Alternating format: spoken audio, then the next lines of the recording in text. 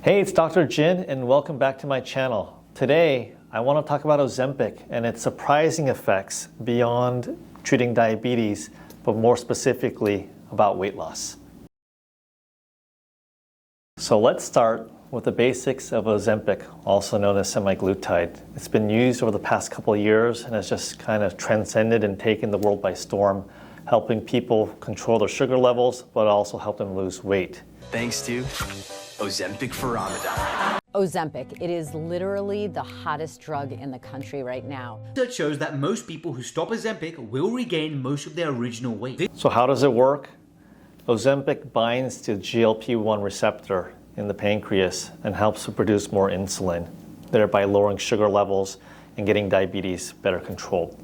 With respect to weight loss, there are two main mechanisms by which Ozempic works. One, it makes you feel full, so you can't eat a whole meal, so thus you're going to eat much less.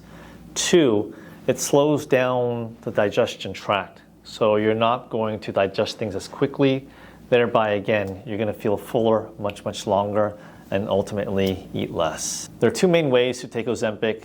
The most common way is a subcutaneous injection. It's a once-a-week injection, either into your arm or your abdomen, where it stays in your system for about 7 days or so. Second is an oral version or a pill, and that's typically taken on a daily basis. So I wanted to talk to you guys quickly about the nausea you get when you're taking semaglutide. I have decided, since I'm now upping my dose, and I was really sick last weekend. I mean, I couldn't even move. I was vomiting. It was bad. I was really nauseous for at least 2 days. So today I did my shot. Friday's my shot day. But before I did, I took 2 Dramamine, and I've brought with me my ginger candies. So I'll let you know how that goes. The most common side effect of taking Ozempic, especially when you start off with too high of a dose, is nausea. It really makes your stomach churn and you have no appetite at all. I've seen in some cases where patients have had intractable nausea and vomiting when they were started off at the highest dose. They end up in the hospital for several days requiring IV therapy and IV fluids, and there's really not much you can do at that point until the medication wears off. You know, if you once later got into the bad binging and went off it, and I saw a doctor and they were like, it's 100% because you went on Ozempic. So it doesn't work when you get off of it? I gained double the weight back after. Another common thing that we see with Ozempic is the rebound. So what it is this exactly? So when a patient is on Ozempic for a period of time, they may have lost 20, 40, 60 pounds, and then all of a sudden stop taking it. Some of them actually gain the weight back.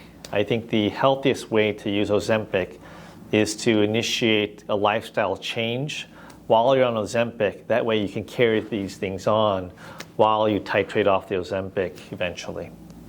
So there are a couple ways to actually obtain Ozempic. One is through your insurance. If you meet certain criteria, whether diabetes or your weight, obesity, etc., some insurance companies will actually cover that. Another is to pay cash for the Ozempic. There are many providers out there that will institute a weight loss plan where you can pay cash and be able to obtain the Ozempic that way. Ozempic has proven to be generally safe, but again, you should take it with a grain of salt. Again, you don't want to use this as a quick fix. Again, you want to look at this as a long-term lifestyle plan, and that's how you should approach it. Ozempic represents a promising option for those of us who are looking for a long-term weight loss plan. And if you have any more questions or comments, feel free to reach out to me.